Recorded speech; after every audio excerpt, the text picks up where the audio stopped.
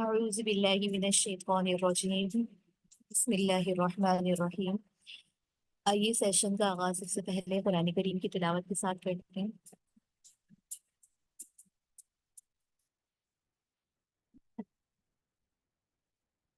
بسم اللہ الرحمن الرحیم قل یا ایہا الکافرون لا اعبد ما تعبدون ولا انتم عابدون ما أعبد ولا أنا عابد ما عبدتم ولا أنتم عابدون ما أعبد لكم دينكم ولي دين. صدق اللہ العظیم۔ بسم اللہ الرحمن الرحیم۔ رب اشرح لی صدری ویسر لی امری واحلل عقدۃ من لسانی یفقہوا قولی رب زدنی علما رب زدنی علما رب زدنی علما آمین۔ السلام علیکم ورحمۃ اللہ وبرکاتہ۔ انشاءاللہ امید ہے کہ حدیث سامعات خیر و عافیت سے ہوں گی۔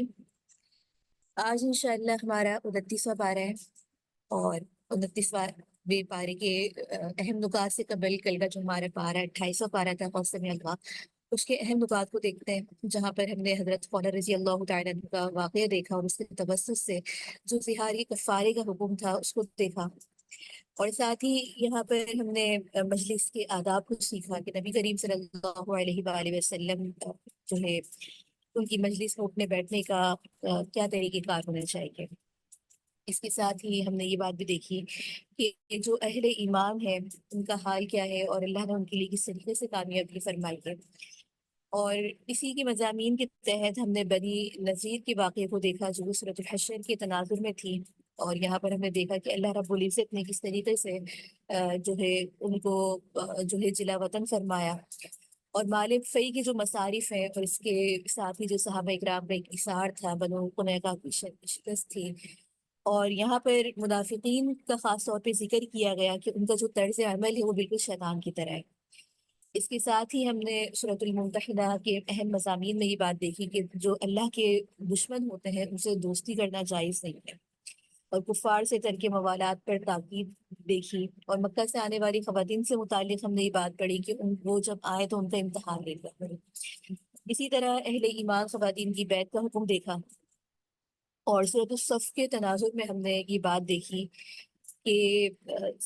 سب سے پہلے تو حضرت عیسیٰ علیہ السلام کی جو ہے بشارت تھی، اور اس کے ساتھ ہی دین اسلام کے باقی رہنے کا جو غلبہ تھا اللہ رب العزت نے ان آیات میں سکھایا۔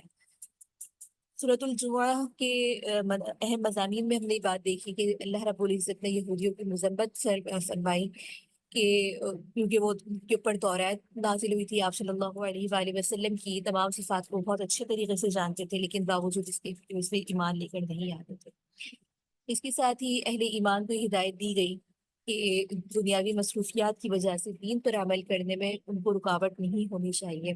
اور اس سلسلے میں یہ بات تھی کہ جمعے میں خطبے کو چھوڑ کر رزق کی تلاش میں چلے جانا، تو یہاں پر اہل ایمان کو کچھ خاص ہدایت تھی۔ ساتھ ہی سورۃ منافقون کے جو اہم مضامین میں ہم نے یہ بات دیکھی کہ منافقین کے جو نفاق کو اللہ رب العزت نے کس طریقے سے کھول کر بیان فرمایا، کیونکہ وہ یہ بات کا گمان رکھتے تھے کہ وہ جو کچھ کر رہے ہیں، جو کچھ سوچ رہے ہیں، جو سازشیں کر رہے ہیں، وہ اللہ اور اس کے رسول سے کے علم میں نہیں ہے۔ اس کے ساتھ ہی سورۃ التغابن میں ہم نے تخلیق باری تعالیٰ کا تقاضا دیکھا، اور اس دن کے بارے میں پڑھا کہ جس دن ہار جیت کا دن جو ہے کفار کے لیے کثرت کا سامان ہوگا، تو اسی نسبت سے سورۃ التغابن کہا گیا۔ اس کے ساتھ ہی ہم نے یہاں پر یہ مضمون بھی دیکھا کہ ازواج وہ اولاد جو ہے دشمنی کا سبب ہوتی ہے۔ اس سے ہر وہ بیوی بچے مراد نہیں ہے، بلکہ اس سے مراد وہ اس طرح کے خاندان یا بیوی ازواج مراد ہوتا ہے جس کی وجہ سے انسان جو ہے دین پر عمل نہیں کر پاتا یا اس میں رکاوٹ پیدا کرتے ہیں۔ تو اس میں ان کی طرف اشارہ ہے۔ اسی طرح ایسے معاشرتی احکامات سے متعلق ہم نے صورت الطلاق دیکھی کہ طلاق دینے کا طریقہ کیا ہونا چاہیے، اور اس کے ساتھ ہی مختلف خواتین کے عدت سے متعلق ہم نے یہاں پر یہ بات پڑھی۔ صورت التحریم کے تناظر میں ہم نے یہ بات دیکھی کہ جس کا شان نزول یہ تھا کہ آپ صلی اللہ علیہ وآلہ وسلم نے کچھ وجوہات کی بنا پر اپنے اوپر حرام کر لیا تھا شہد کو، جو کہ ایک حلال چیز تھی۔ تو آپ اللہ تعالیٰ نے فرمایا یہاں پر اظہار شفقت کے طور پر کہ آپ اپنی ازواج کی خوشنودی کے لیے حلال چیز کو اپنے اوپر کیوں حرام قرار دیتے، قسم توڑ کر کفارہ ادا کریں۔ اس کے ساتھ ہی اہل ایمان کو خالص توبہ کرنے کا حکم دیا گیا کہ یا ایھا الذین آمنوا توبوا الی اللہ توبۃ نصوحا۔ تو یہ کل کے اہم مضامین تھے۔ آج انشاءاللہ ہمارا 29واں پارہ ہے، اور اس 29ویں پارے میں ہم تبارک الذی پارے میں سورۃ الملک سے سورۃ المرسلات کی تمام صورتوں کو انشاءاللہ کور کریں گے۔ اس کے ساتھ ہی سورۃ الملک کی شروعات ہے۔ یہاں پر اس کی وجہ تسمیہ، زمانہ نزول اور مضامین کی طرف اگر دیکھیں تو سب سے پہلے ہمیں سورۃ الملک میں یہاں پہلے لفظ کے اندر ملک کا لفظ آیا ہے، جس کے معنی بادشاہت کے ہوتے ہیں، یعنی کہ اللہ کی بادشاہت۔ تو اس نسبت سے سورت کا نام سورہ ملک ہے، اور یہ فضیلت والی سورت یہ ہے کہ اس کی بہت زیادہ فضیلتیں آئی ہیں، جیسے کہ ایک حدیث میں ہے کہ یہ عذاب قبر سے بچاتی ہے۔ تو یہاں پر اللہ تعالیٰ کی صفات کا بیان ہے۔ سورت کے اندر اگر ہم دیکھیں تو اس میں اللہ تعالیٰ کی 4 صفات کا دعویٰ ہے اور اس کی دلیل ہے۔ صفات کا دعویٰ کیا ہے کہ اللہ تعالیٰ موجود ہے۔ اس سے قبل ہم اس کے زمانے نزول جو کہ سورۃ الطور پہ، اور اللہ یہاں اس کے مضامین میں بھی اگر آپ دیکھیں تو اللہ تعالیٰ کی جو حکمرانی ہے، قدرت ہے، قوت ہے، اللہ تعالیٰ کا جو غیر محدود علم ہے، اور اس تمام چیزوں کو یہاں پر بتایا گیا، اور اس بات کو بتانے کے ساتھ یہ سمجھایا جا رہا ہے، ڈرایا جا رہا ہے کہ اگر اللہ کسی بات کا فیصلہ کر دیتا ہے تو پھر دنیا کی کوئی طاقت ایسی نہیں ہے جو اللہ کے فیصلے کو بدل سکے۔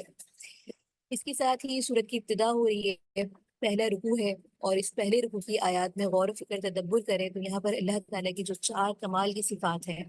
اس کو بیان کیا جا رہا ہے، اور ساتھ ہی سلسلہ موت و حیات کی حکمت کو بیان کیا جا رہا ہے، اور یہ بتایا جا رہا ہے کہ اللہ تعالیٰ کی تخلیق ہر نقص سے پاک ہے، اور خالق کو مخلوق کی ہر بات کا علم ہوتا ہے، کہ اللہ کا جو علم ہے وہ لطیف خبیر بھی ہے، لطیف بھی ہے، کہ الا یعلم من خلق وهو اللطیف الخبیر۔ اس کے ساتھ ہی اس پہلے رکوع کے اہم مضامین میں یہ بات بتائی جا رہی ہے کہ اللہ تعالیٰ موجود ہے، انتہائی درجے کی صفات کا کمال کا مالک ہے، سب سے بالا تر ہے، آسمان اور زمین پر اللہ ہی کی حکومت ہے، وہ ہر چیز پر قادر ہے۔ اور پھر اگلی آیات میں آپ دیکھیں اس دعوے کی دلائل میں ارشاد ہوا کہ اللہ نے موت اور حیات کو پیدا کیا۔ اس کا مقصد یہ تھا کہ ہم یہ دیکھنا چاہتے ہیں کہ تم میں سے کس کا عمل اچھا ہے۔ اللہ تعالیٰ نے تہ در تہ جو ہے ایک آسمان بنائے، اتنی عظیم الشان تخلیقات میں آپ کو کوئی خلل نظر نہیں آئے گا اگر آپ اس میں غور کریں، اور جب بار بار نظر دوڑائیں گے تو آپ کی نظریں بھی تھک کر واپس آ جائیں گی، لیکن کوئی ایسی چیز آپ اس کے اندر تلاش نہیں کر پائیں گے۔ اور پھر یہاں پر فرمایا جا رہا ہے کہ پہلے آسمان کو ہم نے ستاروں سے مزین کر رکھا تھا، اور ان ستاروں کو شیاطین کے بھگانے کے لیے انگارے بنا دیا۔ شیاطین اور جنات جو آسمانی خبریں چرانے کے لیے اوپر چڑھتے تھے، انہیں کے ذریعے دفع کیا گیا۔ زمین کی خاصیات بیان کرتے ہوئے فرمایا جا رہا ہے کہ زمین کو اللہ تعالیٰ نے تمہارے لیے ایسا مسخر کر دیا ہے کہ تم اس کے موڈوں کے اوپر چڑھتے پھرتے ہو، اس سے پانی کی طرح بہنے والا سیال کی طرح بنا دیا۔ اگر بتایا جا رہا ہے کہ اگر ایسا نہ ہو تو انسان کی اس پہ آبادی بھی نہ ہو، اگر جو ہے اسے لوہے کی طرح سخت بنا دیا جاتا تو اس پہ کھیتی باڑی نہ ہوتی۔ تو یہ وہ تمام اللہ تعالیٰ کی قدرت ہے، اللہ تعالیٰ کی نشانیاں ہیں جو اللہ تعالیٰ اس آیات میں بیان فرما رہے ہیں۔ اور پھر اس کے ساتھ ہی فرمایا جا رہا ہے کہ اللہ تعالیٰ کا جو رزق میں بادلوں سے پانی کے برسنے کی صورت میں ملتا ہے، جس کی وجہ سے زمین میں نباتات اگتے ہیں، تو یہ محض صرف اللہ تعالیٰ کی قدرت اور اللہ تعالیٰ کی عطا ہے۔ لیکن منکرین اپنی سرکشی میں بڑھتے جاتے ہیں، اور جو شخص اوندھے منہ جو ہے آگے یہ تمام قدرت کے بعد اللہ تعالیٰ پھر جو ہے انذار کرنے والے انداز میں ڈرا رہے ہیں، جس کا ذکر جو ہے آگے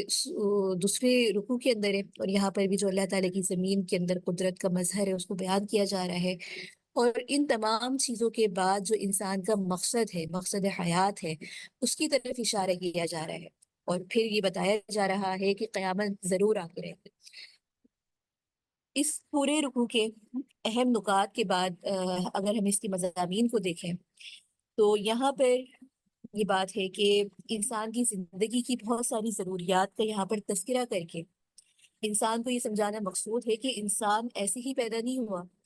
اور خدا چاہے تو وہی آسمان وہی زمین جن سے انسان کے رزق کا سامان ہوتا ہے انسانوں کے لیے دردناک عذاب بھی بنا دے، آسمان ٹوٹ پڑے، زمین میں زلزلے آ کر انسان کو قبر میں سلا دے، پھر گزشتہ جو نافرمان قوموں کے عذاب کے عذاب کی طرف اشارہ کرتے ہوئے یہ بات بتائی جا رہی ہے، بلکہ عبرت دلوائی جا رہی ہے کہ اس کے بعد کچھ اور خدا کی قدرتوں کا ذکر ہے، یہ پھر حشر نشر کا ذکر ہے۔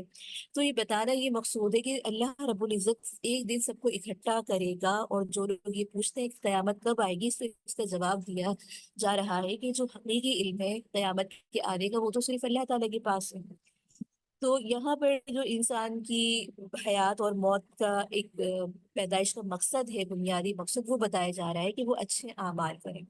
تو اللہ تعالیٰ کا مقصود یہ ہے کہ انسان کو امتحان لے کہ وہ کون اچھا عمل کرتا ہے۔ اس سے معلوم ہوا کہ قیامت کے دن اعمال کو گنا نہیں جائے گا بلکہ اس کا وزن کیا جائے گا، اور موت سے پہلے جو بھی انسان نے اعمال کیے ہیں اس میں دیکھا جائے گا کہ وہ اعمال اس کے اپنے لیے کتنے کارآمد ہوا ہے، یعنی کہ اس نے جو دنیا میں اس کو وقت دیا گیا وہ اللہ کے اس ٹیسٹ میں کیسے اترتا ہے۔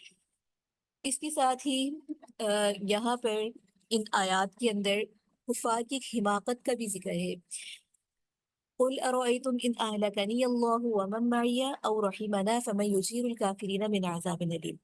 تو کفار مکہ نبی کریم صلی اللہ علیہ وآلہ وسلم کی فقط مخالفت کی وجہ سے یہ کہا کرتے تھے کہ جب محمد فوت ہو جائیں گے نعوذ باللہ تو دین اسلام ختم ہو جائے گا،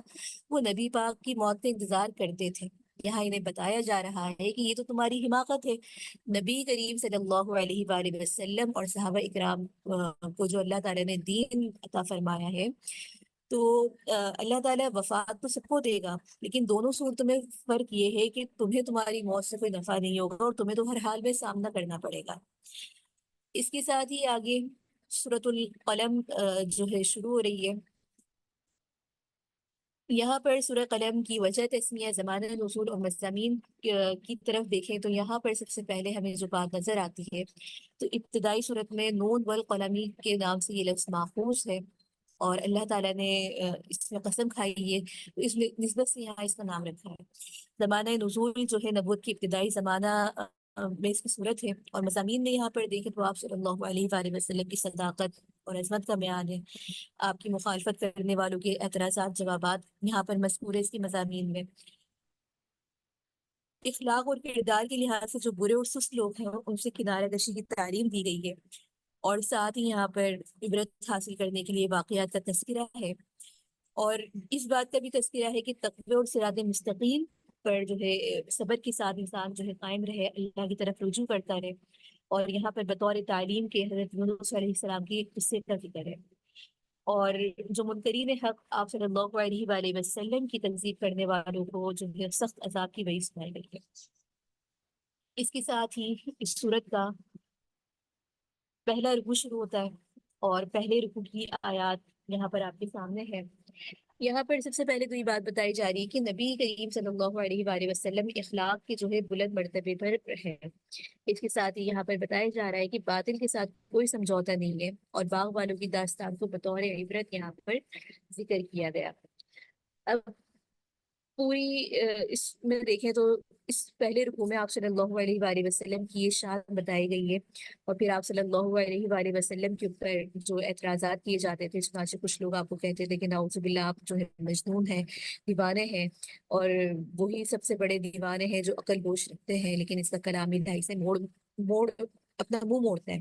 تو یہاں پر خود اللہ تعالیٰ ان کو یہ بتا رہے ہیں کہ ان کی جو اپنی عقلوں کے اوپر اللہ جو ہے پردہ پڑ گیا ہے، اس لیے یہ ہدایت کو دیکھتے ہوئے بھی کلام الہی سے منہ موڑتے ہیں۔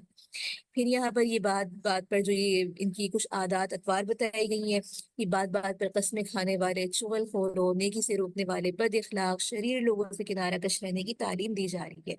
کیونکہ یہ وہ لوگ ہیں جو نہ خود ذکر الہی سے فائدہ اٹھاتے ہیں، قرآن تعلیمات سے فائدہ اٹھاتے ہیں، نہ یہ دوسروں کو فائدہ اٹھانے دیتے ہیں۔ اور پھر یہاں پر ذکر الہی کی تعلیم دیتے ہوئے اس واقعے کا ذکر ہے ایک باغ والے کا ذکر ہے جن کا عرب کے یہاں یہ واقعہ بہت مشہور تھا کہ اللہ تعالیٰ نے ان کو ایک بہت ہی عمدہ جو ہے باغ دیا. اس کے مالکوں نے کہا کہ کل ہم اس کے پھل توڑیں گے اور انشاءاللہ نہ کہا تو خدا بھول جانے کا نتیجہ ان کی یہ ہوا کہ جب صبح کو یہ لوگ وہاں پہنچے تو وہاں ان کا میدان جو تھا باغ کا پورا ایک چٹیل میدان بن گیا تھا. پہلے تو سمجھے کہ شاید ہم راستہ بھول گئے, پھر اپنی غلطی کا انہیں احساس ہوا اور اعتراف انہوں نے پھر اس بات کا کر لیا کہ یہ سب جو وبال پڑا ہے یہ اللہ تعالیٰ کی نافرمانی کے سبب ان کے باغ کے اوپر پڑا ہے. تو یہاں پر اس واقعے کا ذکر ہے اور اس کے ساتھ ہی یہاں پر جو ہے ایک اس بات کا بھی ذکر ہے کہ آپ صلی اللہ علیہ وآلہ وسلم سے متعلق ہے, جس کا انشاءاللہ آگے رکوع کے اندر یہ بات بتائی جائے گی. دوسرا رکوع ہے اور یہاں پر دوسرے رکوع کے اہم نکات کے اندر سب سے پہلے تو یہ بات ہے کہ کیا متقین اور مجرمین برابر ہوں گے, یعنی کہ وہ لوگ جنہوں نے تقوی اختیار کیا اور وہ لوگ جو اپنے جرائم کی وجہ سے مسلسل سرکشی رہے تو ان کا مقام کیا ہے. اس کے ساتھ ہی حق کو جھٹلانے والوں کا برا انجام نبی کریم صلی اللہ علیہ وآلہ وسلم کو خاص طور پر صبر کی تلقین کی جا رہی ہے اور قرآن کریم کے جو حقائق ہیں ان کی یاد دہانی کروائی گئی ہے. تو اس پوری صورت کے اندر, اس پورے رکوع کے اندر دیکھا جائے تو پہلے تو یہ بات ہے کہ متقین لوگوں کا جو ٹھکانہ ہے وہ اللہ رب العزت فرما رہے ہیں کہ وہ جنت ہے. اور جنت کے بارے میں یہ بات ہم متعدد مقامات پہ پڑھے کہ جنت ایسی جگہ ہے جہاں پر ان نعمتوں سے انسان جو ہے ہمیشہ ہمیشہ جو ہے سرفراز ہوگا, اس سے فائدہ اٹھائے گا. اور وہ نعمتیں ایسی ہوں گی کہ اس سے پہلے کسی انسان نے اس کو نہیں دیکھا ہوگا, کسی دل سے اس کا خیال بھی نہیں گزرا ہوگا. تو ان باتوں کے بعد یہ بتایا جا رہا ہے کہ مسلم اور مجرم جو ہے برابر نہیں ہو سکتے. جو لوگ ایسا سمجھتے ہیں تو ان کی اپنی غلط جو ہے ان کا ایک سوچ ہے.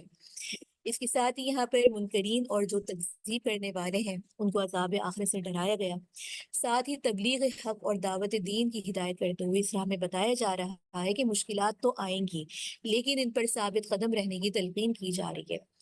اور اس کے تناظر کے اندر یہاں پر حضرت یونس علیہ السلام کا قصہ ذکر کیا کہ وہ سخت تکلیفوں کے اندر, مصیبتوں کے اندر گرفتار ہو گئے تھے, لیکن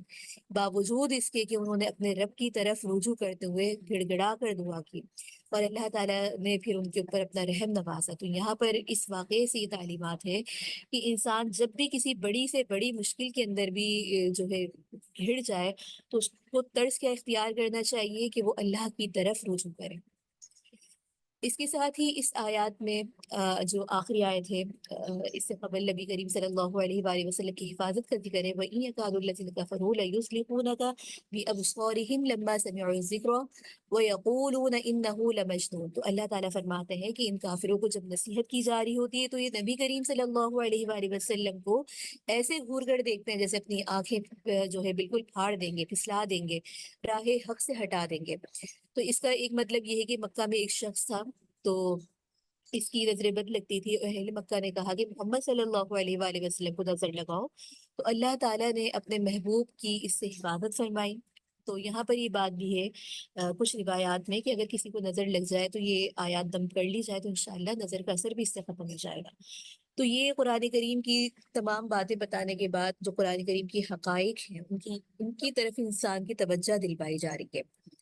اس کے ساتھ ہی آگے سورہ شروع ہو رہی ہے سورۃ الحاقہ, اور یہاں پر سورۃ الحاقہ کی وجہ تسمیہ, زمانہ نزول اور مضامین کو ایک نظر دیکھتے ہیں. اس صورت میں جو ہے حاقہ میں قیامت کا واقع ہونے کا ذکر ہے, اور اس صورت کی جو وجہ تسمیہ ہے تو اس پہلے لفظ میں یہ لفظ حاقہ آیا ہے جس کے معنی ہوتے ہیں کہ جو چیز ہو کر رہے گی. تو حاقہ کے معنی حق اور ثابت کے بھی ہیں, اور اس سے مراد یہاں پر قیامت کا دن ہے جس میں سزا اور جزا واقع ہو کر رہے گی. اس کے ساتھ ہی یہاں پر اس کے جو زمانہ نزول ہے تو نبوت کا ابتدائی دور تھا, اس کا زمانہ صورتوں کا معلوم ہوتا ہے. اور اس صورت میں یہ تعلیم دی جا رہی ہے کہ برے اعمال اور اللہ سے قطع تعلق رکھنے کے جو نتائج ہیں وہ کسی صورت میں جو ہے انسان کو فائدہ نہیں دیں گے. اور اس کے ساتھ ہی جو عذاب کا ظاہر ہونا ہے تو اس کی مثال دیتے ہوئے قوم عاد, قوم سمود, قوم فرعون کے جو معاملات تھے ان کو ذکر کیا گیا کہ آخرت میں ان کا بھی انجام جو ہے ظاہر ہے. اور پھر یہاں پر قیامت کی ہولناکیوں کا بیان ہے اور قیامت کے دن جو رسوائیاں کا سامنا کرنے پڑے گا، کن لوگوں کو سامنا کرنے پڑے گا، اور کون لوگ اس سے محفوظ و معمون رہیں گے، اس کا تذکرہ ہے۔ ساتھ ہی جو قرآن کریم کی مخالفت کرنے کے در پہ ہے، ان کو جو ہے اس میں شک و شبہات کرنے سے روکا گیا ہے۔ اس کے ساتھ ہی اس سورت کا پہلا رکوع شروع ہو رہا ہے، اور اس پہلے رکوع کی آیات یہاں پر اس طریقے سے سامنے ہے، جہاں پر قوم عاد، قوم سمود اور دیگر اقوام کا جو عبرتناک انجام ہے اس کو ذکر کیا گیا، قیامت کا نقشہ کھینچا گیا، اور اس نقشے کے ساتھ ہی جو نیک انسان ہے اس کا حسین انجام ہے، اور روز قیامت جو مجرمین کی چیخ و پکار ہوگی اس میں یہاں پر ذکر کیا گیا ہے۔ اس کے اہم نکات کے ساتھ ہی یہاں پر دیکھیں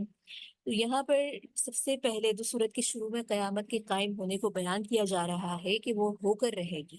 اس لیے قیامت کے وقوع کو ماننا ضروری ہے۔ اور پھر آگے اللہ تعالیٰ نے سابقہ اقوام یعنی کہ قوم عاد، قوم سمود، قوم فرعون، قوم نوح کی تباہی و بربادی کا ذکر کیا کہ انہوں نے اپنے انبیاء علیہ السلام کی تکذیب اور نافرمانی کی تھی، تو اس کے سبب جو ہے اللہ رب العزت نے ان پر کس کس طریقے سے ہلاک فرمایا۔ قوم عاد تھی جو آدھی بھیجی گئی، وہ 7 راتیں یا 8 دن کے اندر انہوں نے ایسی تباہی مچائی کہ قوم عاد کا ایک فرد بھی نہیں بچا، درختوں کی کھوکھلی جڑوں کی طرح سب اوندھے منہ زمین پر پڑے ہوئے تھے۔ اسی طرح فرعون کا ذکر فرمایا، اور ان تمام باتوں کے بعد بتایا جا رہا ہے کہ قیامت کے وقت کیا ہوگا، تو زمین اور پہاڑ کے ٹکڑے ٹکڑے کر دیے جائیں گے، آسمان پھٹ جائے گا، عرش الہی کو اٹھائے ہوئے جو سارے فرشتے ہیں وہ سب اللہ تعالیٰ کی عدالت میں کھڑے ہوئے نظر آئیں گے، کوئی راز اس وقت پوشیدہ نہ ہوگا، سب کو ان کے نامہ اعمال کا جو ہے حساب ملے گا، جو جن کو دائیں ہاتھ میں ملے گا تو خوشی خوشی کہیں گے، لوگوں سے کہیں گے پڑھ لو، مجھے یقین تھا کہ حساب کتاب کے روز میں اپنے رب سے ضرور ملوں گا، اور اللہ کی جو رضا ہے، اللہ کی جو آرائش ہے، آرام ہے، ان سے مستفید ہوں گا۔ اس کے ساتھ ہی جن کا نام ہے اعمال ان کے بائیں ہاتھ میں دیے جائے گا، تو وہ حسرت کریں گی کاش ہمیں یہ نہیں ملتا، میرا مال تو میرے کوئی کام نہیں آیا، میری تمام جو ہے لفاظیاں جو ہے بیکار ہو گئیں، اور پھر جہنم کے حوالے ان کو کر دیا جائے گا۔ تو پھر یہاں پر بتایا جا رہا ہے کہ جہنم کے لیے ایسے لوگوں کا حال ایسا کیوں ہوگا، کیونکہ وہ اللہ پر ایمان نہیں لاتے تھے، یتیم محتاجوں کی مدد نہیں کرتے تھے۔ تو یہاں پر اہل جنت، جو ہے ان کا ذکر کرتے ہوئے اس طرف انسان کی توجہ دلوائی گئی ہے تاکہ وہ اپنے نام اعمال اپنے کس ہاتھ میں دیکھنا چاہتے ہیں، اپنا انجام کیا دیکھنا چاہتے ہیں، اس طرف وہ خصوصی توجہ فرمائے۔ اس کے ساتھ ہی آگے دوسرا رکوع ہے، اور اس دوسرے رکوع کے اہم نکات کے اندر ہم یہاں پر دیکھیں تو عظمت قرآن کا تذکرہ ہے، ساتھ ہی قرآن کریم کی نصیحت اور یقینی حق کی طرف بات ہے، اور اس تمام چیزوں کو بتانے کے بعد یہاں پر اگر ہم اس رکوع میں دیکھیں تو قرآن کے حق ہونے کا اعلان ہے کہ نہ یہ کسی شاعر کا کلام ہے، نہ یہ کسی کاہن کا کلام ہے، بلکہ یہ کلام تو صرف اللہ رب العزت کا کلام ہے جو کہ فرشتوں کے ذریعے نازل ہوا ہے۔ اس کے ساتھ ہی متقین کے لیے نصیحت ہے، اور جھٹلانے والے حسرت کریں گے کاش ہم نے اس کو نہ جھٹلایا ہوتا۔ تو یہاں پر اللہ تعالیٰ کی کتاب جو قرآن کریم ہے، اس کی حقانیت کا ذکر ہے، اور یہاں پر مشرکین کی تردید کی گئی ہے جو آپ صلی اللہ علیہ وآلہ وسلم کو کبھی شاعر کہتے تھے، کبھی کسی کاہن کا کلام کہتے تھے، اور اس کے ساتھ ہی امام الانبیاء کی جو نبوت کی حقانیت ہے اس کو ذکر فرمایا کہ یہاں پر ایک اصول بتایا جا رہا ہے کہ نعوذ باللہ اگر کوئی شخص نبوت کا جھوٹا دعویٰ کرے اور پھر اللہ تعالیٰ کی طرف کسی ایسی بات کو منسوب کرے گا جو اللہ کی طرف سے نہیں ہے، تو اللہ تعالیٰ اس کو عذاب کیا دیں گے کہ ایسے شخص کو دنیا میں بھی ذلیل کریں گے اور رسوا کریں گے، اور بالفرض اگر نبی کریم صلی اللہ علیہ وآلہ وسلم کا دعویٰ نبوت غلط ہوتا تو نبی کریم کے ساتھ بھی یہی معاملہ ہوتا، لیکن اس بات سے معلوم ہوتا ہے کہ آپ صلی اللہ علیہ وآلہ وسلم اللہ کی طرف سے برحق نہیں ہے، اور یہ بات ہم نے دیکھی ہے، بلکہ مشاہدہ ہے کہ کتنے آپ صلی اللہ علیہ وآلہ وسلم کی بات جو ہے نبوت کا جھوٹا دعویٰ کرنے والے کو اللہ رب العزت نے دنیا میں بھی ذلیل کیا، اور آخرت میں بھی انشاءاللہ ان کا یہی معاملہ ہوگا۔ اس کے ساتھ ہی آگے سورۃ المعارج ہے، یہاں پر سورۃ المعارج کی وجہ تسمیہ، زمانہ نزول اور مضامین کو دیکھتے ہیں۔ معارج کے معنی ہوتے ہیں چڑھنے کے راستے کی، اس کی تیسری آیت میں یہ لفظ موجود ہے، تو یہاں پر یہ نام اسی لفظ سے ماخوذ ہے۔ ابتدائی جو ہے زمانہ سورۃ الحاقہ کے بعد نازل ہوا ہے، اور مضامین میں یہاں پر دیکھیں تو خدا کی تدبیر اور انتظام کی اتار چڑھاؤ کے بے شمار درجات ہیں، تو اس کو یہاں پر بتایا جا رہا ہے کہ فرشتے اپنی اپنی ذمہ داریوں سے ایک دن فارغ ہوتے ہیں، اور ایک دن اور ان کا یہ جو ایک دن ہوتا ہے انسانوں کے 50,000 سال کے برابر ہوتا ہے، تو پھر وہ احکامات حاصل کرنے کے لیے اوپر چڑھتے ہیں۔ تو اس کے علاوہ اس صورت میں جو مضامین ہیں یعنی قیامت کی کیفیت کی یہاں پر تذکرہ ہے، مجرموں کو حال کا ذکر ہے، قیامت کے دن جو ہے نامرادیوں سے بچنے کے لیے کن اوصاف کا ہونا انسان کے اندر ضروری ہے، تزکیہ نفس کے لیے مومنین کو کون سی راہ اختیار کرنی چاہیے، تو اس تمام رکوع کے اندر یہ بات اس کے مضامین میں یہ بات مذکور ہے۔ اس کے ساتھ ہی اس صورت کا پہلا رکوع شروع ہو رہا ہے، اور پہلے رکوع کی آیات کے اندر جو اہم نکات ہیں تو یہاں پر بتایا جا رہا ہے کہ کافر جو ہے عذاب کے بارے میں اتنی جلدی کیوں کر رہے ہیں۔ تو یہاں پر جو مجرمین ہیں ان کے بارے میں بتایا جا رہا ہے کہ مجرمین جہنم سے بچ نہیں سکیں گے، اور اللہ کی نگاہ میں پسندیدہ اور ناپسندیدہ کردار کے بارے میں یہاں پر بات کی جا رہی ہے۔ اس تمام اہم رکوع نکات کے بعد اگر ہم اس میں یہاں پر دیکھیں، یہاں پر یہ بتایا جا رہا ہے کہ اللہ سے عذاب نہیں مانگنا چاہیے۔ تو ان آیات میں نظر بن حارث کی حماقت کو بیان فرمایا جا رہا ہے کہ اس نے قرآن کریم کو فقط جھٹلانے اور استہزاء کرنے کے لیے کہا کہ اگر یہ قرآن کریم اور دین اسلام جو کہ محمد صلی اللہ علیہ وآلہ وسلم لا ہے، برحق ہے، سچے ہیں، تو اللہ تعالیٰ ہم پر آسمان سے عذاب نازل کر دے۔ تو اس کا مقصد فقط جو ہے ایک استہزاء تھا، تو اسے جواب دیتے ہوئے فرمایا جا رہا ہے کہ اللہ کی پکڑ جو ہے بڑی سخت ہے، اگر اللہ نے تمہیں عذاب نازل کر دیا تو پھر اس عذاب کو روکنے والا کوئی نہیں ہوگا۔ اس کے ساتھ ہی قیامت کی ہولناکیوں کا تذکرہ ہے کہ قیامت کے دن آسمان کی کیفیت کیا ہوگی کہ سیاہ ہو جائیں گے، پہاڑ روئی کی طرح بالکل بکھر جائیں گے، دوست ایک دوسرے کے آمنے سامنے ہوتے ہوئے بھی ایک دوسرے کے کوئی کام نہیں آئے گا۔ یہاں جس طریقے سے وہ دوست، جس طریقے سے وہ اولاد، جس طریقے سے وہ ماں باپ ایک دوسرے کو کتنا پروٹیکٹ کرتے ہیں، ایک دوسرے کے لیے حمایتاً اپنی مدد، اپنی تمام چیزیں کرنے کے لیے تیار ہوتے ہیں، لیکن قیامت کا وقت اتنی ہولناکیوں کا ہوگا کہ نہ میاں کو بیوی کا خیال، نہ بیوی کو بچوں کا خیال، نہ کسی دوست کو کسی دوست کا خیال، سب ایک افراتفری کا عالم ہوگا۔ تو اس کے بعد ان کے کوئی کام نہیں آئے گا، اور مجرمین اس وقت چاہیں گے بھی کہ اپنے مال کو کوئی فدیہ دے دیں اور ہم چھوٹ جائیں، تو اللہ تعالیٰ اس وقت فرمائیں گے کلا، ایسا ہرگز نہیں ہوگا۔ اس کے ساتھ ہی یہاں پر اہل جنت کے اوصاف بیان کیے جا رہے ہیں کہ پچھلی آیات میں تو دیکھیں کہ قیامت کی ہولناکیوں کا ذکر تھا، لیکن یہاں پر اللہ تعالیٰ کے جو پسندیدہ بنتے ہیں ان کے اوصاف کیا ہے کہ وہ باغات میں ہوں گے، عزت کے ساتھ ہوں گے، اور یہ سب کرم اس وجہ سے ہوگا کہ انہوں نے اپنی خواہشات کو اپنے نفس کا غلام نہیں بنایا، بلکہ اللہ تعالیٰ نے جو حکم، جو پرپس ان کو دے کے بھیجا اس کے مطابق انہوں نے اپنی جو ہے زندگیوں کو گزارا۔ اس کے ساتھ ہی یہاں پر جو ہے انسان کی ذہنیت بتائی جا رہی ہے کہ جب کسی نقصان میں پڑتا ہے تو بالکل بےتاب ہو جاتا ہے، جب آرام حاصل ہوتا ہے تو فیل ہو جاتا ہے، مگر اس ذہنیت سے مومنین بری ہیں، وہ مومنین جو نمازوں کو پابندی کے ساتھ ادا کرتے ہیں، اپنے مال دولت سے جو ہے سائل کا جو ہے حق رکھتے ہیں، یعنی کہ وہ سمجھتے ہیں کہ اس کے اندر جو مانگنے والے ہیں یا جو محروم ہیں ان کا بھی حق ہے، تو قیامت کے خوف سے صدقہ خیرات کرتے ہیں، بدکاری سے دور رہتے ہیں، اپنے عہد کا پاس رکھتے ہیں، امانت کا خیانت نہیں کرتے، اور ان پر حق کی جو شہادت کی جو ذمہ داری ہے اسے پورا کرتے ہیں۔ تو اللہ رب العزت یہاں پر ان اوصاف کو بتا رہے ہیں، اور ان اوصاف میں جو پسندیدہ کردار ہے ان کو بتا رہے ہیں، اور ساتھ ہی اس میں بتانے کا مقصد یہ ہے کہ ان اوصاف کو نہ صرف سنا جائے، پڑھا جائے، بلکہ ان کو اپنے اندر پیدا کیا جائے، اپنایا جائے۔ اس کے ساتھ ہی آگے اس سورت کا دوسرا رکوع ہے، اور اس دوسرے رکوع کے اندر یہاں پر جو نبی کریم صلی اللہ علیہ وآلہ وسلم کے دشمن ہیں، کیا وہ جنت میں جائیں گے؟ یعنی کہ وہ لوگ تو یہ خوش اس بات پہ ہوتے تھے کہ ہم تو اللہ کے مقرب ہیں اور ہمارے لیے تو اللہ نے کوئی عذاب نہیں رکھا۔ اس کے ساتھ ان کے لیے بتایا جا رہا ہے کہ وہ دشمن جو ہے ذلیل اور رسوا ہوں گے۔ اس کے مضامین کو دیکھتے ہوئے یہاں پر جن نکات کا احاطہ ہے، تو اس رکوع میں یہ بات ہے کہ آپ صلی اللہ علیہ وآلہ وسلم کے ساتھ کے پاس دائیں اور بائیں حلقے کے پاس بیٹھنے والے وہ لوگ جو دلوں کے اندر کفر کو چھپایا ہوا تھا، انہیں کیا ہو گیا؟ کیا وہ اس امید کے اندر ہے کہ ایک کافرانہ ذہنیت کے باوجود وہ جنت کے حقدار ہو جائیں گے؟ بہت سارے ایسے منافقین تھے، بہت سارے ایسے کفار تھے جو بس اپنے آپ کو یہ ظاہر کرتے تھے کہ ہم مسلمان ہیں، خیر خواہ ہیں، اور شاید ہمیں صرف نبی کے پاس بیٹھنا جو ہے میں اس چیز سے بچا لے گا۔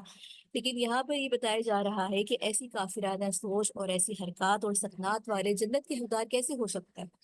اور پھر ساتھ ہی قیامت کے دن ان کے ساتھ جو ذلت اور نامرادی کا برتاؤ ہوگا اس کا ایک نقشہ کھینچا گیا، اور پھر یہ کہا گیا کہ اگر ایسا ہوگا کہ جب سزا اور جزا کا دن مقرر ہوگا جس کا تم سے وعدہ کیا جا رہا ہے، جسے تم چھٹلاتے ہو، تو اس دن تم یہ تمام چیزیں دیکھ لو گے کہ جو تم کچھ کر کے لے کر آئے ہو۔ تو یہاں پر دیکھا جائے تو اس صورت کے اندر ان کو ان کے انجام سے ڈرایا جا رہا ہے، اور یہاں پر جو ہے اس بات سے خبردار کیا جا رہا ہے۔ اس کے ساتھ ہی آگے سورہ نوح کی شروعات ہے، اور اس صورت میں یہاں پر اس کی وجہ تسمیہ، زمانہ نزول اور مضامین کو اگر دیکھیں تو وجہ تسمیہ تو یہاں پر یہی ہے کہ یہاں پر حضرت نوح علیہ السلام کی جو قوم کی داستان اور ان کی قوم کا جو عبرت ناک واقعہ ہے اس کا انجام یہاں پر ذکر کیا گیا، اور اس کے جو ہے مضامین کو اگر ہم یہاں پر دیکھیں تو پوری صورت کے اندر حضرت نوح علیہ السلام کی جو دعوت و تبلیغ تھی اس کو ذکر کیا گیا، اور منکرین حق کے جو انکار اور سرکشی ہے اس کو بتانے سے مقصود کیا ہے کہ آپ صلی اللہ علیہ وآلہ وسلم کی ذمہ داری دعوت حق پہنچا دینا، کسی کو بھی زبردستی حق کی راہ پر لگانا نہیں ہے۔ اس کے ساتھ ہی دعوت حق کا فریضہ تبلیغی کی ادائیگی میں انسان اگر ساری زندگی ختم ہو جائے اور کوئی ایک شخص بھی اگر اس کی دعوت پر جو ہے لبیک کہنے والا نہ ہو تو وہ بھی کامیاب ہے، کیونکہ اس نے تو اپنی ذمہ داری پوری کی ہے۔ اس کے ساتھ ہی اعتبار جو ہے تعداد کی قلت و کثرت کا نہیں ہے، بلکہ اللہ تعالیٰ کے یہاں تو اعتبار جو ہے تقوی کا ہے، تعداد کا نہیں ہے۔ اس کے ساتھ ہی خدا کی جو فیصلہ ہے اگر کسی کے بارے میں ہو کر رہتا ہے تو کوئی اس سے مستثنا نہیں ہو سکتا، چاہے وہ کافر ہو، چاہے کسی کا اس کے ساتھ کیسے بھی خونی مقرب رشتہ کیوں نہ ہو۔ اس کے ساتھ یہاں پر یہ بتانا مقصود ہے کہ اللہ کا فیصلے کو کوئی ٹالنے والی کوئی ایسی طاقت نہیں جو اللہ کے فیصلے کو ٹال دے۔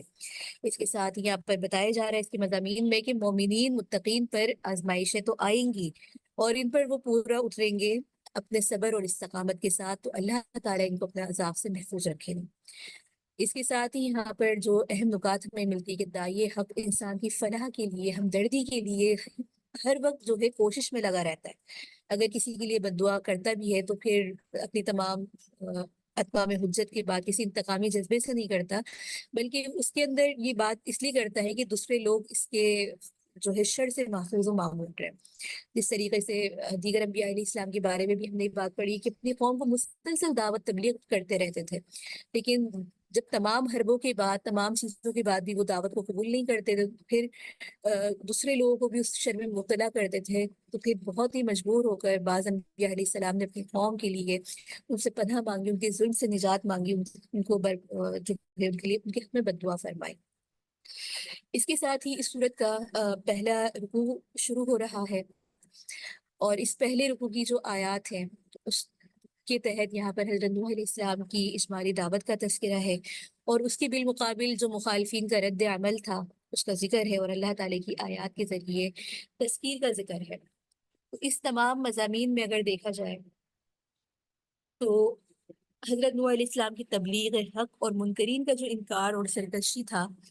اس کو تفصیل سے بیان کیا جا رہا کہ کس طریقے سے ایک جلیل القدر رسول حضرت نوح علیہ السلام نے اپنی قوم کو دین حق کی دعوت دی، خدا کی عبادت جو ہے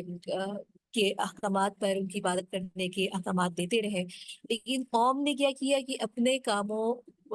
میں مشغول رہے، اپنی انگلیاں گویا کہ انہوں نے اپنے کانوں کے اندر ٹھونس لی، سننا ہی نہیں چاہتے تھے۔ طرح طرح سے حضرت نوح علیہ السلام کو ستایا، ان کی آواز پر کبھی آواز کسی مذاق اڑایا، کبھی ملک بدر کر دینے کی دھمکی دی۔ یہی تمام معاملات 950 سال تک متواتر دعوت دینے کے باوجود ان افراد کا رہا۔ جب پوری قوم نے شدید مزاحمت ترک نہ کی تو انکار اور سرکشی کے اوپر یہ لوگ جو ہے اصرار کرتے رہے اور مزید آگے بڑھ گئے، تو پھر حضرت نوح علیہ السلام نے ان کے لیے بد دعا کی، شدید طوفان آیا اور سارے کافر اور بت پرستوں کو اللہ تعالیٰ نے نیست نابود کر دیا۔ تو یہ پورا اس طریقے کا یہاں پر واقعہ مذکور ہے۔ اس کے ساتھ ہی یہاں پر یہ بات ہے کہ انبیاء علیہ السلام جو ہے کتنے کتنے عرصے جو ہے اپنی قوموں پر محنت کرتے ہیں، 950 سال کا عرصہ بہت عرصہ ہوتا ہے، ہم لوگ یہاں چند دن، صرف چند دن، سال تو بہت دور کی بات ہے، چند دن اگر ہمیں کسی کام پہ محنت کرنی پڑ جائے، کوئی دعوت کا کام کرنا پڑ جائے، یا پھر اس دین حق کی بلندی کے لیے اگر ہمیں کچھ محنت کرنی پڑ جائے، اور وہاں پر اگر ہمیں مخالفین کی رد عمل کا سامنا کرنا پڑتا ہے تو ہم گھبرا جاتے ہیں، ہم کہتے ہیں یہ کام تو ہمارا نہیں ہے، بلکہ یہ قوم تو شاید اس کے لیے بنی ہی نہیں ہے۔ لیکن انبیاء علیہ السلام میں کتنا اللہ تعالیٰ نے یہ بات رکھی ہے کہ وہ مسلسل اللہ کے حکم سے لگے رہتے ہیں، مخالفین ان کے اوپر جتنی بھی مخالفت کرتے ہیں ان پہ جو ہے اس طریقے سے اس پہ اثر نہیں کرتا، اپنے کام سے، اپنے مشن سے پیچھے نہیں ہٹتے۔ لیکن آج انسان کو دیکھیں کہ انسان جو ہے ایک تو وہ محنت نہیں کرتا، دعوت و تبلیغ کا کام اپنا فریضہ سمجھ کے نہیں کرتا، بلکہ بس ایک ڈیوٹی، ایک فرضی ڈیوٹی سمجھی کہ چند گھنٹے ہم نے اس میں لگائے اور بس ہمارا کام پورا ہو گیا۔ تو انبیاء کی محنت کو دیکھیں اور اس کے تحت پھر ان کے مقام کو دیکھیں۔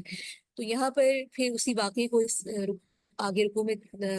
بیان کیا جا رہا ہے کہ حضرت نوح علیہ السلام کی فریاد، پھر ان کی بد دعا، پھر قوم نوح کے اوپر جو عذاب آیا۔ تو یہ تمام واقعہ جو ہے اس صورت کے، اس کے اہم نکات میں مذکور ہے، اور اس سے ہمیں یہی سبق ملتا ہے کہ انسان کو جو ہے اپنی روش کو صحیح رکھنا چاہیے، اور یہ جو واقعات قرآن کریم میں اجمالی طور پر کہیں کہیں بیان ہو رہے ہیں تو ان واقعات سے عبرت حاصل کرنا مقصود ہے۔ اس کے ساتھ ہی آگے سورۃ الجن شروع ہو رہی ہے۔ سورۃ الجن کی وجہ، تسمیہ، زمان نزول، مضامین کو اگر ہم یہاں پر دیکھیں تو جن کا مطلب جو ہے کچھ جنات کا ذکر ہے، اور آپ صلی اللہ علیہ وآلہ وسلم نے فرمایا تھا کہ کہہ دو کہ میری طرف وحی کی گئی ہے، جن کی ایک جماعت نے اس لفظ کو سنا تھا۔ اس کا زمانہ نزول سورہ اعراف کے بعد نازل ہوا ہے، اور مضامین میں یہ باتیں سمجھائی گئی ہیں کہ اہل مکہ رسالت محمدی صلی اللہ علیہ وآلہ وسلم جیسی عظیم نعمت اور قدرت کے جو ہے قدر نہیں کر رہے، شک و شبہات، ایذاؤں کا جو ان کا ایک برتاؤ ہے اس کے اندر لگے ہوئے ہیں، حالانکہ آپ صلی اللہ علیہ وآلہ وسلم انہی میں سے ایک ہیں، بشر ہے، انسانی نوع کے ایک فرد ہے، لیکن ان کے برخلاف جو ہے یہ لوگ جو ہے قرآن کریم سے فائدہ نہیں اٹھا رہے۔ کتنی افسوس کی بات ہے۔ اس کے ساتھ ہی یہاں پر مسجدیں کے بارے میں بتایا جا رہا ہے کہ مسجدیں اللہ کی عبادت کے لیے ہوتی ہیں، نہ کہ ان کو بتوں دیگر چیزوں کا مسکن بنایا جائے۔ تو خانہ کعبہ میں سینکڑوں بت رکھ کر جو ہے اس کے احترام کو ٹھیس پہنچائی جا رہی تھی، اور پھر اس کے جو بانی حضرت ابراہیم علیہ السلام تھے، انہوں نے جس مقصد کے لیے، جس غرض و غایت کے لیے اس کو تعمیر کیا تھا، تو ان کے مقصد کی طرف اشارہ کیا جا رہا ہے کہ اگر کوئی خدا کا بندہ پورا اس کو کرنا چاہتا ہے تو وہ اس کے خلاف پھر محاذ عطا فرمائے۔ اور یہاں بھی اس صورت کے اندر داعی حق کا فریضہ اور تبلیغ کی دعوت کے بارے میں بتایا جا رہا ہے کہ اب یہ انسان کا اپنا کام ہے کہ وہ اپنی ذمہ داری کو کس طریقے سے پورا کرتا ہے، یا پھر اپنی حرکتوں سے خود اپنے پیروں پر کلہاڑی مارتا ہے۔ اور اس کے ساتھ یہ بات ہے کہ انسان کی کوئی حرکت، کوئی عمل، کوئی ایسی جگہ نہیں جو اللہ کے سے پوشیدہ ہو، کیونکہ اللہ عالم الغیب ہے۔ ان تمام مضامین کے ساتھ اس صورت کا پہلا رکوع شروع ہو رہا ہے، اور اس پہلے رکوع کے اندر قرآن کریم کی عظمت، جنات کی زبانی کا بیان ہے، اور مساجد کی خدمت کا یہاں پر بیان ہے۔ اس تمام رکوع اور اہم نکات میں دیکھیں تو یہاں پر جنات و شیاطین نبی کریم صلی اللہ علیہ وآلہ وسلم کی بعثت سے قبل آسمان کی طرف جا کر وہاں سے کچھ باتیں سناتے تھے۔ جب آپ صلی اللہ علیہ وآلہ وسلم کی بعثت ہو گئی تو جنات کو پھر اوپر جاتے وقت شہاب ثاقب پڑھتے، یعنی کہ ایک ستارے کا نام ہے، تو انہوں نے اپنی کچھ جماعتیں تشکیل دی تاکہ معلوم کرے کہ ایسا کیوں ہو رہا ہے۔ جب نبی کریم صلی اللہ علیہ وآلہ وسلم طائف واپس تشریف لاتے ہیں تو مقام نخلا پر فجر کی نماز جو ہے تلاوت، نماز کے بعد تلاوت فرما رہے تھے، تو جنوں کی وہاں پر ایک جماعت گزری، نبی کریم صلی اللہ علیہ وآلہ وسلم کی مبارک زبان سے قرآن کریم سن کر ایمان لے آئے، پھر اپنے قوم میں جا کر تبلیغ کی تو جنات کے کئی وفود کے بارے میں آتا ہے کہ وہ آپ کی خدمت میں حاضر ہوئے، اسلام لائے، اور نبی کریم صلی اللہ علیہ وآلہ وسلم چونکہ صرف مخصوص قوم پر نبی بنا کر نہیں بھیجے گئے تھے، بلکہ آپ جو ہے تمام انسانوں کے لیے، تمام مخلوق کے لیے، تمام جنات کے لیے بھی رحمت للعالمین تھے، اس لیے اللہ رب العزت نے ان کو توفیق دی کہ جنات بھی جو ہے اسلام لے کر آئے۔ اس کے ساتھ ہی یہاں پر یہ بات اس رکوع کے اندر یہ بتائی جا رہی ہے کہ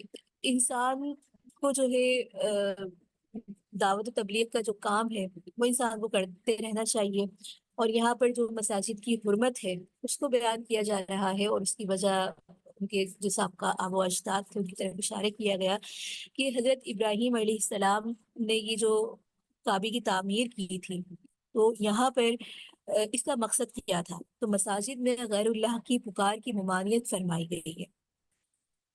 اس کے ساتھ ہی یہاں پر آگے دوسرا رکوع ہے، اور اس کے دوسرے رکوع کے اندر یہ جو مضامین ہے وہ یہی ہے کہ اللہ تعالیٰ کا پیغام لوگوں تک پہنچانے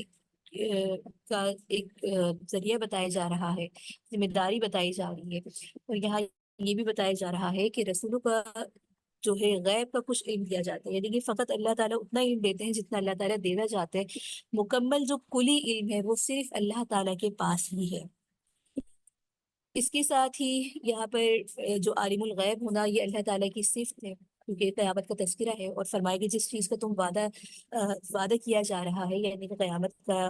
قریب آنا، تو اس کا علم مجھے نہیں ہے، کیونکہ غیب کا علم کو جاننے والے اللہ ہیں، وہ اپنے رازوں کو کسی پر ظاہر نہیں کرتا مگر اپنے رسولوں میں سے جسے چاہے اسے مطلع کر دیتا ہے، جیسے کہ وحی کے ذریعے آپ صلی اللہ علیہ وآلہ وسلم کو متعدد مقامات پر جو ہے کافروں کی، منافقین کی سازشوں سے آگاہ کیا،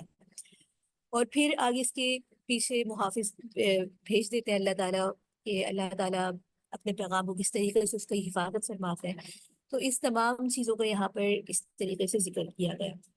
اور اس کے ساتھ ہی آگے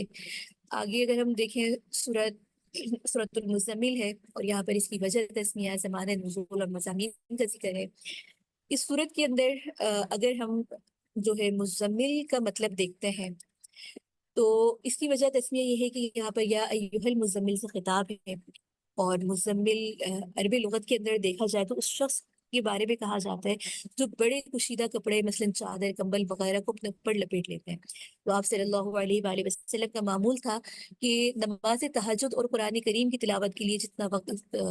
اس وقت نازل ہوا تھا اس کو پڑھتے، تلاوت کرتے، اور رات کو اٹھتے وقت ایک دراز کمبل اوڑھ لیتے تھے تاکہ سردی سے محفوظ رہے، اور نماز کے حرکات سکنات میں اس میں کوئی حرج واقع نہ ہو۔ تو یہاں پر یہ آپ کو مخاطب کر کے فرمایا گیا کہ یا ایھا المزمل۔ اس کے ساتھ ہی یہاں پر اس کے مضامین میں دیکھیں تو یہ سورہ قلم کے زمان نزول قلم، سورہ قلم کے بعد ہے، اور مضامین میں آپ صلی اللہ علیہ وآلہ وسلم کے بارے میں ہے کہ رات رات بھر اللہ کی تعالیٰ کی عبادت میں کھڑے رہا کرتے تھے، اتنے کہ آپ کے پیر سوج جاتے تھے۔ تو اس جو ہے وجہ سے فرمایا جا رہا ہے کہ آپ پر جو ہے تبلیغ اور رسالت کی جو ایک ذمہ داری عائد ہے، اس ذمہ داریوں کی وجہ سے آپ پورا دن اس کے اندر سرگرم رہتے ہیں، اس لیے رات کو تھوڑا آرام ضرور کر لیا کریں، رات میں تھوڑا آرام کر لیا کریں۔ تو اس میں اس بات کی طرف اشارہ ہے، اور پھر یہاں پر آپ کے توسط سے صحابہ سے یہ کہا جا رہا ہے کہ وہ بھی رات کو اسی طرح سے تقسیم کر لیں کہ مکمل رات بھر عبادت نہ کریں، بلکہ آخر میں نماز، زکوٰۃ، توبہ، استغفار کے ساتھ بھی جو ہے تلقین کی گئی ہے، اور رات کو کچھ مخصوص حصہ یا ایک تہائی حصہ اس کو جو ہے اپنے لیے عبادت میں مخصوص کر لیں۔ اس کے ساتھ ہی اس صورت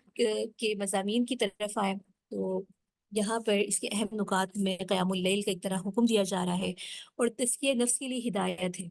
اس کے ساتھ ہی جو مخالفین حق کے لیے وعیدیں ہیں اس کو یہاں پر تذکرہ ہے۔ اس صورت کے اندر دیکھا جائے تو یہاں پر آپ صلی اللہ علیہ وآلہ وسلم سے کہا جا رہا ہے کہ آپ کی ذمہ داریاں عظیم ہیں، آپ کا کام بڑا ہے، آپ تبلیغ اور دعوت میں دن اور رات جو ہے مصروف رہتے ہیں، اس لیے تھوڑا آرام ضرور کر لیا کریں۔ لہٰذا رات کو اللہ کی عبادت کے لیے کھڑے تو ضرور ہوں، مگر ساری رات نہیں بلکہ نصف یا اس سے کم، ایک تہائی اس سے کچھ زیادہ۔ اور پھر آپ صلی اللہ علیہ وآلہ وسلم کو دشمنوں کی جو سخت باتیں ہیں ان کے اوپر صبر کی تلقین کرتے ہوئے یہ بتایا جا رہا ہے کہ ان کے لیے تو عذاب اللہ کا مقدر ہو چکا ہے۔ اور پھر لوگوں سے کہا گیا کہ تمہارے پاس جو ہے اللہ کے رسول آئے، حق لے کر آئے، جس طرح فرعون کے پاس اللہ نے ایک رسول یعنی کہ حضرت موسیٰ علیہ السلام کو بھیجا تھا، تو فرعون نے کیا کیا کہ نافرمانی کی تو وہ غرق ہو گیا۔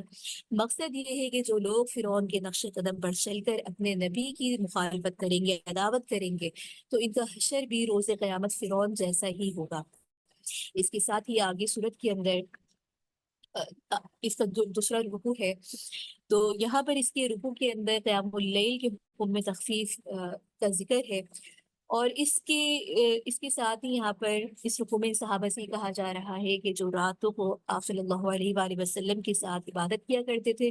وہ بھی رات کو اسی طریقے سے تقسیم کر لیں کہ ایک حصہ آرام کے لیے، ایک حصہ عبادت کے لیے، اور آسانی کے ساتھ جتنا قرآن پڑھ سکتے ہیں وہ پڑھا کریں، کیونکہ کچھ لوگ مریض ہوتے ہیں، کچھ بیمار ہوتے ہیں، کچھ فکر معاش کے اندر جو ہے سرگرم ہوتے ہیں، کچھ جہاد کرنے والے ہوتے ہیں، تو تاکہ وہ اس رعایت سے فائدہ اٹھائے۔ اس کے بعد نماز اور زکوٰۃ کا حکم دیا جا رہا ہے اور فرمایا جا رہا ہے کہ توبہ اور استغفار کرتے رہنا چاہیے۔ تو یہاں پر اس طریقے سے اپنی جو ہے عبادات کے وقت کو بھی انسان کو مخصوص کرنا چاہیے، کیونکہ انسان کے جسم کا بھی اس کے اوپر حق ہے اور اس کے گھر والوں کا بھی اس کے اوپر حق ہے۔ اور اگر انسان کی نیت یہ ہوگی جو میں آرام کر رہا ہوں، اس کے اندر بھی اگر انسان یہ نیت کر لیتا ہے کہ یہ آرام اس وجہ سے ہے تاکہ میں اپنے کام کو بہتر طور پر انجام دے سکوں، تو اس کا وہ سونا، اس کا وہ آرام کرنا بھی کیا ہوگا، اس کا عبادت بن جائے گا۔ اس کے ساتھ ہی آگے سورت شروع ہو رہی ہے، سورت المدثر، اور یہاں پر اس کی وجہ تسمیہ، زمان نزول اور مضامین کو دیکھتے ہیں۔ یہاں پر مدثر کا لفظ جو ہے پہلی آیت میں ہے اور اس کے معنی ہے ایک اوڑھنے والے، تو اسی لفظ سے یہ نام جو ہے ماخوذ ہے۔ اس کی وجہ تسمیہ یہاں پر یہی ہے کہ آپ صلی اللہ علیہ وآلہ وسلم کو جو ہے مدثر کہہ کے خطاب فرمایا، کیونکہ عرب میں جو ہے مدثر اس شخص کے بارے میں کہا جاتا ہے جو لمبا چوڑا کپڑا پہنے ہوئے کپڑوں کے اوپر اوڑھ لے، جیسے چادر، لحاف وغیرہ، جیسے سردی وغیرہ لگتی ہے۔ اور چونکہ آپ صلی اللہ علیہ وآلہ وسلم ایک مرتبہ گھر میں حضرت خدیجہ کے پاس جب پہلی وحی آئی تھی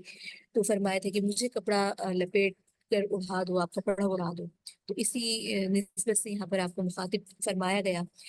اس صورت کے اندر موضوع دیکھیں تو آپ خلق اللہ میں تبلیغ حق فرمائے، مخالفین کی بربادی جو ہے ہمارے سپرد ہے۔ اس کے جو مضمون ہے سورۃ العلق، سورۃ المزمل اور سورۃ المدثر کے کوئی ملے جلے مضامین ہیں۔ زمانے نزول کے اعتبار سے دیکھیں تو سورۃ المزمل کے بعد نازل ہوئی ہے، اور یہاں پر اس کا جو ہے پہلا رکوع شروع ہو رہا ہے، اور پہلے رکوع کی آیات یہاں پر اس طریقے سے ہیں کہ نبی کریم صلی اللہ علیہ وآلہ وسلم کا مشن بتایا جا رہا ہے کہ اللہ کی بڑائی کا نفاذ،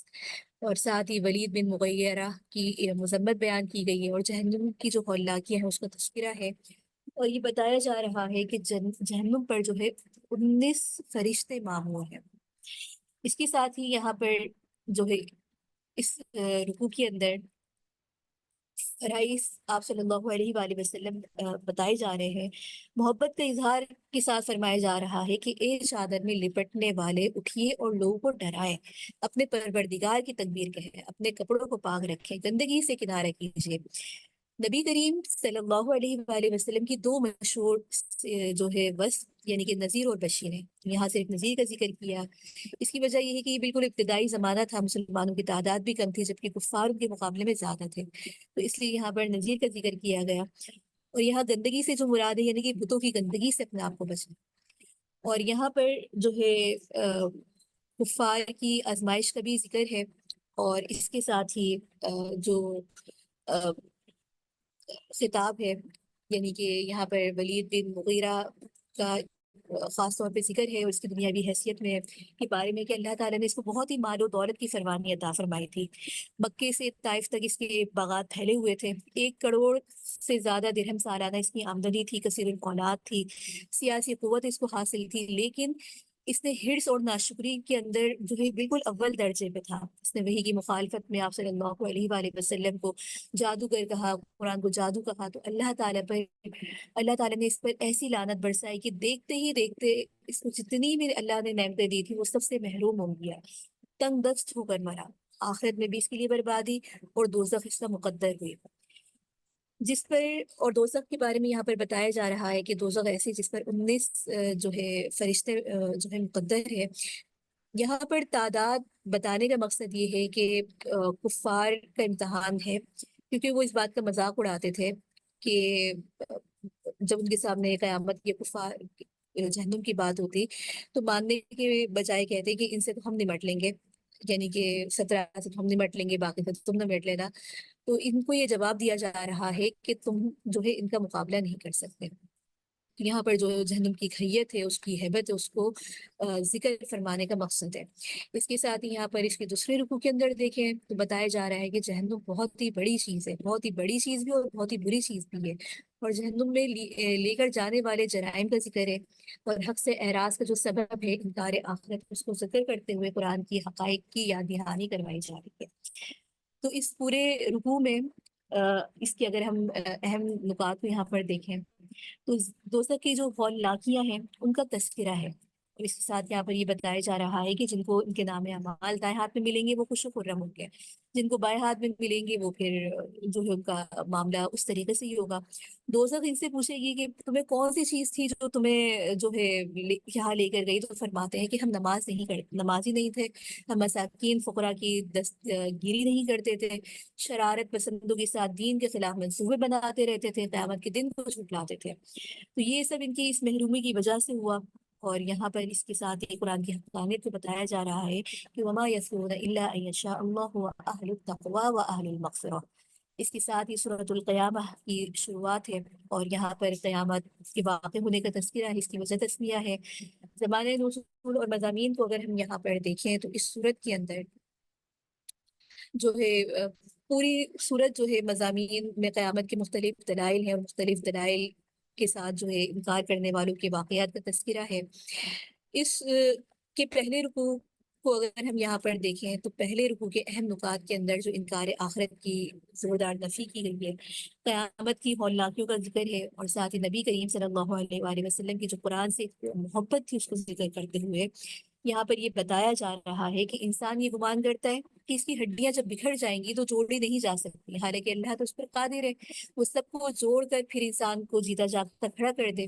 اور اس کے ساتھ یہ بتایا جا رہا ہے کہ قیامت آ جائے گی تو انسان مارے گھبراہٹ کے جاہے پناہ تلاش کرے گا، مگر منکرین کو اس کا کوئی پناہ نہیں ملے گی، انسان جیسا عمل دنیا میں چھوڑ کر آئے گا اس کا پھل دیکھ لے گا۔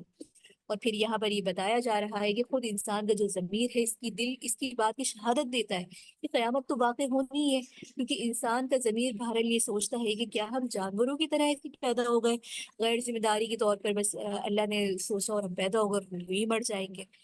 تو یہاں پر جو یہ اپنے نفس کو فریب دیتا ہے، ان کا نفس ان کو فریب دیتا ہے، حضور دیتا ہے، دنیا پرستی میں لگا کے رکھتا ہے، اور فوری فوائد کا خواہش مند ہوتا ہے، تو اس کا یہ نتیجہ کیا ہوتا ہے کہ اپنی زندگیوں کو، اپنے نتیجوں کو وہ کھو دیتا ہے اور آخر سے غافل ہو جاتا ہے۔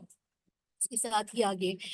دوسرا رکوع ہے، اور اس دوسرے رکوع کے اندر بھی اس پورے منظر کے بعد جو نکات پیش کیے جا رہے ہیں تو سرکشوں پہ جو اللہ کا عذاب ہوگا، غضب ہوگا، اس کو بیان کیا جا رہا ہے، اور بتایا جا رہا ہے کہ کیا انسان حساب کتاب سے نہیں لیا جائے گا کیا اس سے۔ اس کے ساتھ ہی یہاں پر اس رکوع میں دیکھا جائے تو یہ بات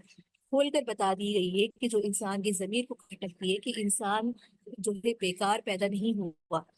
کیا یہ واقع نہیں کہ وہ اس کی اپنی پیدائش پر اگر غور کرے کہ کس طریقے سے پیدا ہوا، پھر اللہ نے کس طریقے سے اس کو شکل صورت دی، پھر جوڑ اس کے بندوبست کیے، پھر اس کے لیے نر مادہ، اس کی تمام تخلیقی صلاحیتوں کو اللہ یہاں بیان فرما رہے ہیں، اور فرما رہے ہیں کہ یہ جو ہستی تخلیق کا یہ جو کرشمہ دکھا سکتی ہے، تو کیا وہ اس بات پر قادر نہیں ہے کہ وہ انسان کو دوبارہ زندہ کرے۔ تو یہاں پر اس بات کو بتاتے ہوئے جو انسان کے مختلف تخلیقی مراحل ہے اس کو بیان کیا جا رہا ہے کہ انسان کو اپنی اوقات کو بھولنا نہیں چاہیے کہ وہ کس طریقے سے پیدا ہوا، اور اپنی تخلیق پر غور کرے تو وہ اس بات کو خود سمجھ جائے گا کہ وہ کس چیز پر اکڑ رہا ہے۔ اس کے ساتھ ہی آگے سورۃ الدہر شروع ہو رہی ہے۔ سورۃ الدہر کی وجہ تسمیہ، زمانے نزول اور مضامین پر اگر ہم بات کریں تو یہاں پر اس کی صورت کی ابتدا جو ہے دہر سے ہوئی ہے، اس لفظ سے ماخوذ ہے، سورہ رحمان کے بعد زمانہ نزول ہے۔ مضامین میں اگر ہم دیکھیں تو یہاں پر بتایا جا رہا ہے کہ اگر انسان اپنی بناوٹ پیدائش پر غور کرے تو اس کو کوئی ایسی چیز مانے نہیں جو توحید کا اقرار نہ کرے، اور انسان کی جو فطرت ہے اس کے اندر اس بات کا جو ہے ایک وجدان پایا جاتا ہے کہ وہ معرفت اور ہدایت کی طرف اس کی ایک ذہنیت ہوتی ہے، رجحان ہوتا ہے۔ اس کے ساتھ ہی مسلمانوں کو یہاں پر صراط مستقیم پر چلنے کی تاکید کی جا رہی ہے، اور اس کے ساتھ ہی جو ہے پہلا رکوع شروع ہو رہا ہے، اور اس پہلے رکوع کی آیات پر اگر ہم دیکھیں تو اہم نکات یہاں پر ہیں کہ خالق نے انسان کو ہدایت دی ہے اور اختیار بھی دیا ہے، کہ وہ ان دونوں انجاموں کو دیکھتے ہوئے کس کی طرف جو ہے بڑھتا ہے۔ ناشکروں کا برا انجام اور شکر گزاری کی راہ میں جو لوگ گامزن ہوتے ہیں ان کا حسین انجام کے ساتھ ہی شکر گزاروں کی روش اختیار کرنے والوں کے لیے جو اللہ کے خاص انعامات ہیں ان کا تذکرہ ہے۔ تو یہاں پر اس رکوع میں یہ بتایا گیا کہ انسان کے لیے ایک وقت ایسا اور ایک زمانہ تھا جب وہ کوئی بھی چیز قابل ذکر نہ تھی، پھر اس کی تخلیق ہوئی، اس کو اللہ نے کس طریقے سے پیدا کیا، اور پھر اس میں یہاں پر قیامت کا ذکر کرتے ہوئے یہ بات بتائی جا رہی ہے کہ انسان کی فطرت اور وجدان میں حق اور ہدایت کی معرفت بدیت رکھی گئی ہے۔ اب یہ انسان کا کام ہے کہ وہ اپنی آنکھوں سے دیکھتے ہوئے بھی ناشکرہ بن جائے یا اپنی فطرت کے مطابق جو ہے عبد شکور بنے۔ اس کے ساتھ ہی کافروں کے لیے جہنم کی یہاں پر خبر دی گئی ہے، اور جو سعداء ہے ان کے لیے جنت کی بشارت ہے، اور ان کی صفات یہ بتائی گئی ہیں کہ جو سعید لوگ ہیں، ابرار لوگ ہیں، یہ قیامت کا خوف دلوں میں وہ رکھتے ہیں، خدا کی محبت حاصل کرنے کے لیے مساکین اور یتیم اور قیدیوں کو کھانا کھلاتے ہیں، خدا کی جو ہے محبت حاصل کرنے کے لیے جو ہے اپنا مال ان پہ خرچ کرتے ہیں، اور اگر کسی نیک عمل کا کوئی دنیاوی بدلہ بھی نہیں چاہتے، یعنی کہ یہ کام جتنے بھی وہ کرتے ہیں وہ صرف محض اللہ کی رضا کے طالب ہوتے ہیں، تو پھر ایسے لوگوں کے اوپر جنت کے انعامات ہوں گے، ان کا ذکر ہے۔ تو یہاں ہم دیکھیں یہ کام تو ہم بھی کرتے ہیں، کہیں نہ کہیں ہم بھی کھانے کھلا رہے ہوتے ہیں، مساکین کی مدد بھی کر رہے ہوتے ہیں، مال کے ذریعے بھی مدد کر رہے ہوتے ہیں، لیکن اس میں ہماری نیت کیا ہے یہ دیکھنے کی سب سے زیادہ ضرورت ہے۔ اگر اس کا مطلب فقط یہ ہے کہ ہم دنیا کی نظروں میں، اپنے گھر والوں کی نظروں میں اچھا بنے، لوگ ہمیں نیکوکار سمجھیں، تو یہ ایسے عمل انسان کو فائدہ نہیں دیں گے۔ لیکن اگر اس کا مقصد اللہ کی رضا ہوگی، اور یہ سمجھنا کہ جو مال دیا ہے اللہ کی مرضی سے اللہ کے لوگوں پہ خرچ کیا جا رہا ہے، تو پھر اس کا یہ مال اس کو فائدہ بھی دے گا۔ اس کے ساتھ ہی آگے دوسرا رکوع ہے، اور اس رکوع کے اندر صبر اور ذکر کی تلقین کی گئی ہے، اور انسان کی اصل کمزوری کی وجہ بتائی جا رہی ہے، اور ساتھ ہی اللہ کی راہ میں چلتے رہنا چاہیے۔ اس کے مضامین میں اگر ہم یہ بات دیکھیں تو یہاں پر اس رکوع میں آپ صلی اللہ علیہ وآلہ وسلم کے توسط سے امت مسلمہ کو یہ تعلیم دی گئی ہے کہ وہ اسلام کی راہ میں ثابت قدم رہیں، کسی گناہ گار اور ناشکرے کی پیروی نہ کریں، صبح شام اپنے رب کی تسبیح بیان کرتے رہیں، اور اپنے اللہ کی بارگاہ کے اندر سجدہ زیر ہو جائیں۔ اس کے بعد یہ کہا جا رہا ہے کہ اسلام سے جو لوگ اعراض کرتے ہیں یہ لوگ صرف فوری فوائد حاصل کرنے کی خاطر جو ہے دنیا میں لگے رہتے ہیں اور آخرت کو چھوڑ بیٹھتے ہیں۔ پھر قرآن کو نصیحت بتاتے ہوئے کہا جا رہا ہے کہ جو لوگ یہ چاہتے ہیں کہ وہ اپنے رب کی راہ اختیار کریں تو پھر اللہ بھی انہیں آخرت کے اندر جو ہے کامیاب فرمائیں گے۔ ہمارے یہاں یہ مزاج ہے کہ ہم فوری ریزلٹ چاہتے ہیں۔ آج ہم کہتے ہیں کہ ہم کسی کو دعوت اور تبلیغ کا کام کر رہے ہیں، بس فوری طور پہ وہ نمازی بن جائے، کسی کو برائی سے روک رہے ہیں ہم فوراً برائی روک جائے، تو ہم فوری ریزلٹ کے چکر میں نا امید بھی ہو جاتے ہیں، اور پھر اس کا نتیجہ جو ہے فائدہ مند نہیں دیتا، یا پھر دنیا میں اس لیے لگے رہتے ہیں کہ ہمیں دنیا اس وقت خوشنما معلوم ہو رہی ہوتی ہے۔ لیکن یہاں پر یہ بات ہے کہ فوری رزلٹ کے جو متمنی ہوتے ہیں تو اس سے یہ انسان کی کمزوری ہوتی ہے۔ اصل چیز ہے صبر کرنا، صبر اور استقامت۔ اس کے ساتھ ہی آگے سورۃ المرسلات شروع ہو رہی ہے، یہاں پر اس کی وجہ تسمیہ زمان نزول و مضامین کو اگر ہم یہاں پر دیکھیں تو اس صورت کے اندر صورت کی ابتدا جو ہے اسی نام سے ہوئی ہے، اور مضامین میں یہاں پر مختلف قسم کی ہواؤں کی بطور شہادت پیش کیا گیا ہے کہ اگر ہم ان پر غور کریں تو کس طریقے سے یہ اللہ تعالیٰ کے حکم سے جو ہے کہاں سے کہاں چیزیں پہنچتی ہیں، تو یہ سب ایک نمونہ ہے، بطور شہادت ہے۔ تو زمان نزول اس کی سابقہ صورتوں کی طرح جو ہے مکی صورتوں میں ہے۔ پہلے رکوع کی طرف آئے تو یہاں پر قیامت کے واقع ہونے کی طرف اشارہ ہے، ساتھ ہی علامت قیامت ہے، اور مجرم قوموں کے جو انجام عبرتناک ہوگا ان سے عبرت حاصل کرنے کی طرف ذکر ہے۔ اس رکوع میں یہ بتایا جا رہا ہے کہ آہستہ چلنے اور پھر تیز چلنے والی بھیجی ہوئی ہوائیں اور بادلوں کو منتشر کرنے والی ہوائیں اس بات پر شاہد ہے کہ قیامت واقع ہو کر رہے گی، اور قیامت جب واقع ہوگی تو کیفیت کیا ہوگی کہ ستارے جھڑ جائیں گے، آسمان پھٹ جائیں گے، پہاڑ ریزہ ریزہ ہو جائیں گے، اور انبیاء اپنی امتوں پر شاہد بن کر بلائے جائیں گے۔ اس کے بعد ایسے لوگوں کے لیے تباہی کا ذکر ہے جو قیامت کا انکار کرتے ہیں، اللہ کی قدرت کو دیکھتے ہوئے بھی زمین آسمان کا نظام میں غور نہیں کرتے، تو اللہ فرما رہے ہیں کہ آسمان کا نظام دیکھو، پانی کی بہم دیکھو، تو یہ ساری چیزیں اللہ تعالیٰ کی بنائی ہوئی نہیں ہے تو پھر کس کی بنائی ہوئی ہے؟ اگر اللہ تعالیٰ اس عظیم کارخانے کو بنانے پر قادر نہیں ہے تو پھر کون قادر ہے؟ تو اس کے ساتھ یہاں پر انسان کی توجہ دلوائی گئی ہے کہ کیا مردہ کو زندہ کرنے پر اللہ تعالیٰ قادر نہیں ہے؟ اس کے ساتھ ہی اگلے رکوع کے اندر جو ہے دوسرا رکوع ہے، اور اس کے اہم نکات کے اندر یہاں پر جو بات ہے کہ پرہیزگاروں کا حسین انجام ہے، مجرموں کو برے انجام کا تذکرہ ہے، اور اس رکوع کے اہم نکات کے ساتھ یہاں پر جو بات بتانا مقصود ہے، تو پہلے متقین لوگوں کی تعریف کرتے ہوئے آخرت میں جو ان پر اللہ تعالیٰ کے خاص انعامات ہوں گے ان کا ذکر ہے، اور قیامت کو جھٹلانے والوں کو عذاب سے ڈرایا گیا، اور یہ کہا جا رہا ہے کہ یہ جھٹلانے والے جو لوگ ہیں اللہ کے سامنے سجدہ زیر نہیں ہوتے، نماز پڑھنے والوں کے ساتھ جو ہے نماز پڑھنے کے لیے کہا جاتا ہے تو نماز نہیں پڑھتے، تو یہ ان کی ان برائیوں کا تذکرہ کرتے ہوئے اللہ رب العزت نے جو ہے اس طرف توجہ دلوائی ہے، اور قسم کھانے سے مقصود یہی ہوتا ہے کہ اس چیز کے جو ہے واقع ہونے اور اس کی دلیل کے اوپر۔ اس کے ساتھ ہی آج کی پاری کے اہم نکات یہاں پر پورے ہوتے ہیں۔ اگر آپ سامعین میں سے کسی کا کوئی سوال ہے تو آپ ضرور کر سکتی ہیں، ہمارا چیٹ باکس جو ہے کھلا ہوا ہے۔ وآخر دعوانا ان الحمد للہ رب العالمین۔